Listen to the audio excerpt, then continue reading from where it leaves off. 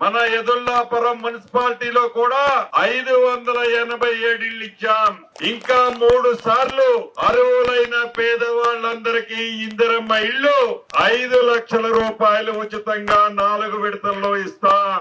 మౌలిక వసతుల్లో భాగంగా ట్రైన్లు, సిమెంట్ రోడ్లు ఈ ఎదుల్లాపురంలో ఇప్పటికే కనీ విని ఎరగని రీతిలో వేశాను. రాబోయే రోజుల్లో ఈ ఎదుల్లాపురం మున్సిపాలిటీని రాష్ట్రంలో రోల్ మోడల్ మున్సిపాలిటీగా చేసే బాధ్యత నాది.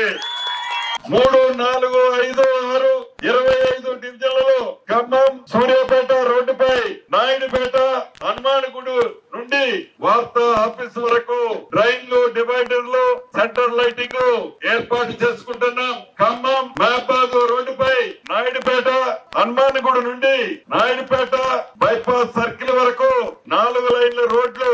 మొదటిది 6 కోట్లు, రెండవది 4 కోట్లు.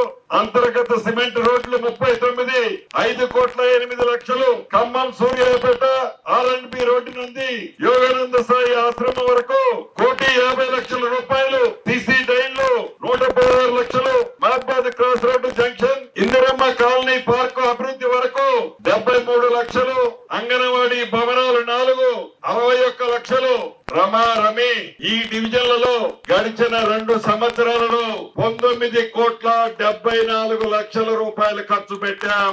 మున్నేరువాగు పొంగి ఈ ప్రాంతంలో అనేక ఇళ్లు మునిగాయి.